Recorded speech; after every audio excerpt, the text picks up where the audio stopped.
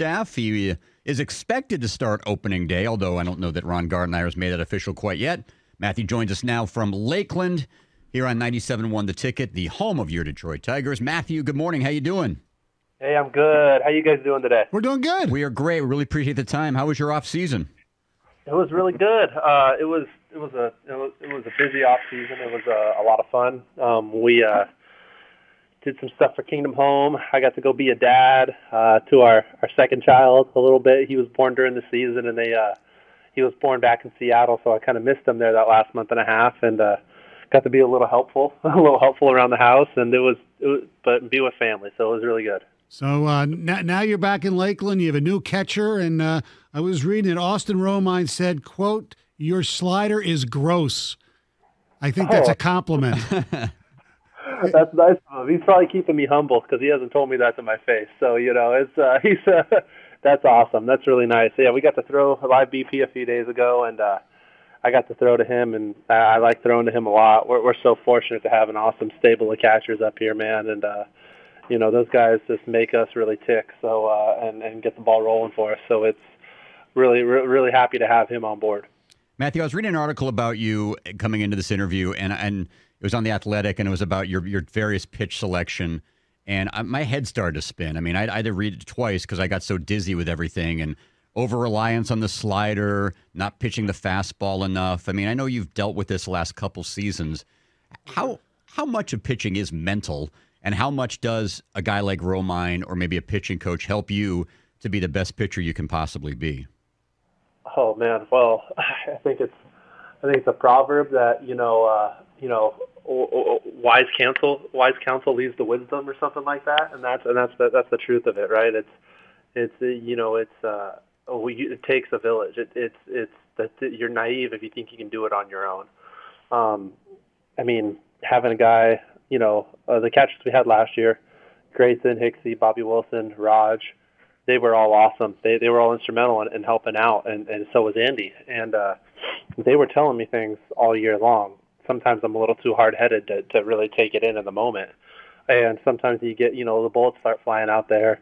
You revert back to ways that, what makes you comfortable, even if they're not right. So knowing things that, we knew going forward, hey, I'm really good at commanding my glove side. Well, I got so good at commanding my glove side that I kind of neglected my arm side fastball.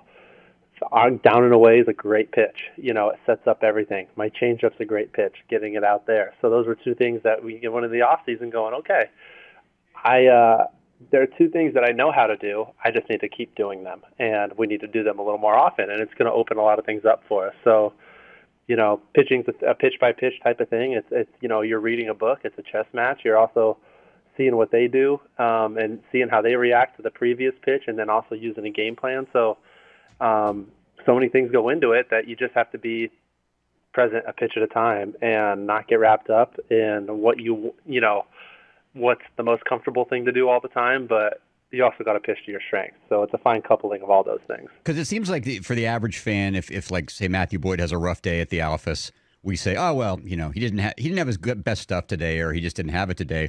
But it sounds like there are times you'd walk off the mound and go, no, I had it today. My stuff was good. I just had the wrong stuff at the wrong times.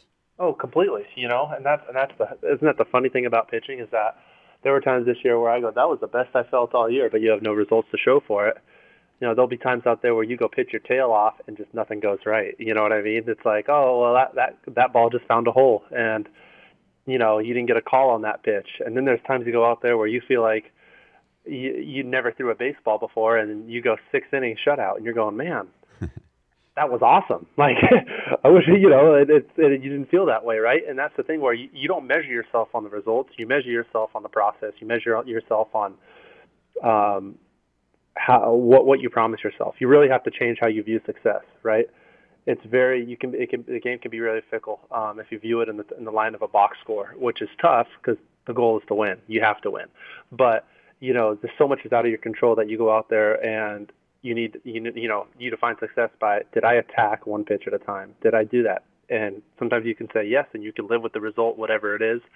Other times you can say no, and you have to be honest with yourself, fairly objective, and say, why wasn't it that way? Was it a mental thing? Was it a physical thing? Was it a combination of both?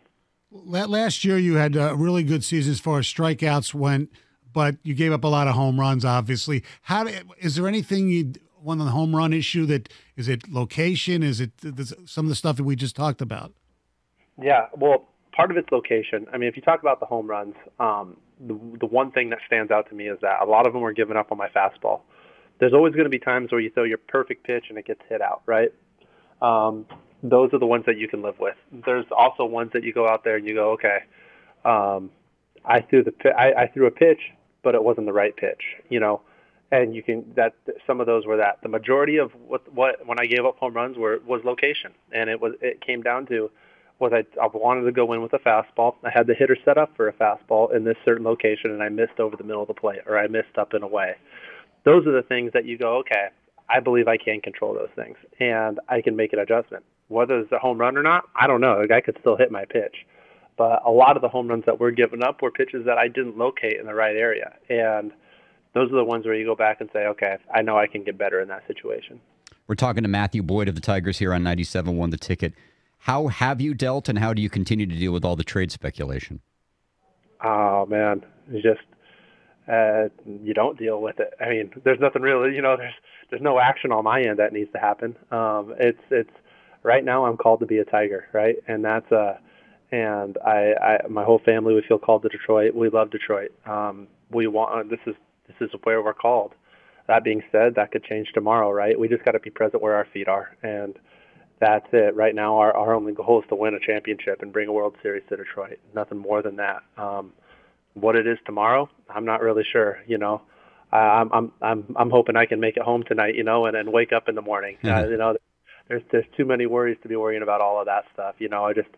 God's grace is perfected right now, and that's where we're at. So when you play the Astros for the first time, which pitch are you going to hit Altuve with?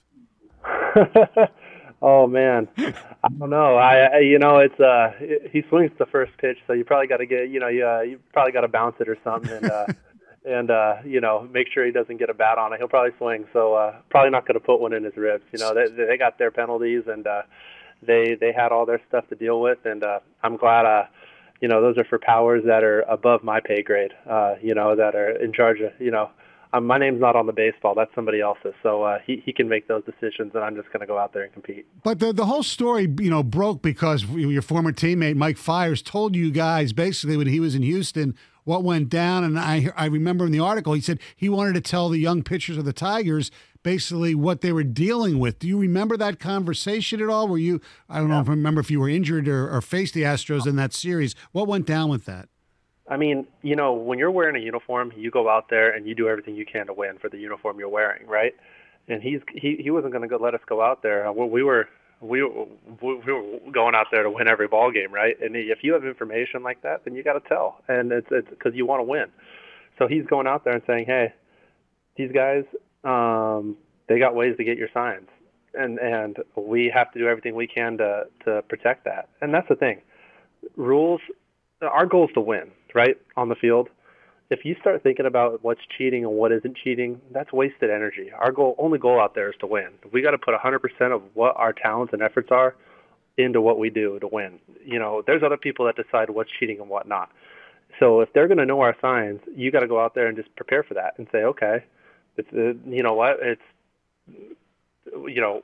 got to prepare to do everything we can to put ourselves in a position to win. And Mike told us that, and we went about it accordingly, right? When it comes to cheating and what's not cheating, like I said, that's for people above my pay grade. That's for people that are, in charge of the league. That's for the commissioner to decide, not me. So I'm not going to waste any effort on that because, in reality, my opinion doesn't matter. Hey, Matthew, great talking to you. Really appreciate it. I have a feeling we'll be seeing you on opening day. Not official yet, but I think it's safe to pencil you in. Have a great rest of the spring, and we'll talk to you soon. Hey, thank you, guys. Thanks for having me on. Thanks a lot. Thanks. Matthew